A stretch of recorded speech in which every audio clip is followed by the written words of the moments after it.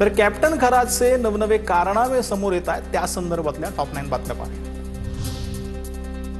भोंदू खरात प्रकरणात राहत्यात आता आणखी एक गुन्हा दाखल झालेला आहे। बनावट बँक खातं उघडून कोट्यावधींचा व्यवहार केल्याचा आरोप होते। मुंबईतील हॉटेल व्यावसायिक दिनेश परब यांनी भोंदू अशोक खरातवर गुन्हा दाखल केलाय, तर समता पतसंस्थेच्या मॅनेजरवरही गुन्हा दाखल करण्यात आलाय। खरातच्या गुन्ह्याची संख्या 13 वर आहे।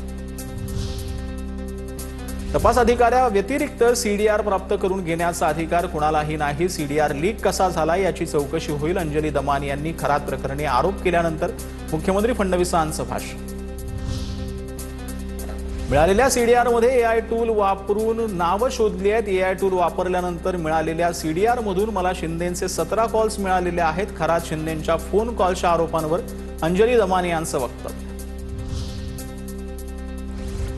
भोंदू खरात प्रकरणासारखे विषय हँडल करण्यामध्ये मुख्यमंत्री फडणवीस मास्टर, मंत्री चंद्रकांत पाटील यांचं वक्तव्य। खरात प्रकरणात आवश्यकता वाटली तर मुख्यमंत्री फडणवीस केंद्रीय तपास यंत्रणांची मदत घेतील, अशी ही प्रतिक्रिया। कुठलं एआय ॲप कॉल डिटेल्स देतं, दमानी यांनी सांगावं। सूरज चव्हाण यांचा सवाल, अज्ञात व्यक्तीनं पाठवलेल्या माहितीवर लगेच विश्वास कसा ठेवला? ही माहिती खोटी ठरल्यास जबाबदारी तुम्ही घेणार का? सूरज चव्हाण यांचा दमानी यांना सवाल।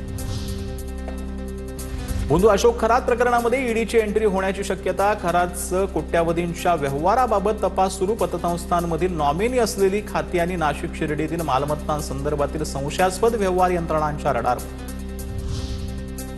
भोंदू खरातचा मुलगा हर्षवर्धन नॉट रिचेबल असल्याची माहिती। पोलिसांना न सांगताच हर्षवर्धन खरात शहर सोडून गायब। दुसरीकडे खरातची फरार पत्नीचाही पोलिसांकडून शोध सुरू। मुंबईतील एका पंचतारांकित हॉटेलमधून खरात हवाला रॅकेट चालवायचा। दिवसाला 25,000 रुपये भाडं असलेलं हॉटेल 365 दिवस बुक असायचं, सूत्रांची माहिती। हवालाचं दुबई कनेक्शन समोर येण्याची शक्यता। खरात प्रकरणातील पीडित महिला नैराश्यात असल्याची माहिती। 8 ते 9 पीडितांनी मानसोपचार तज्ज्ञाची भेट घेतल्याची माहिती। पीडित महिलांचे व्हिडिओ व्हायरल झाल्यानं नैराश्य।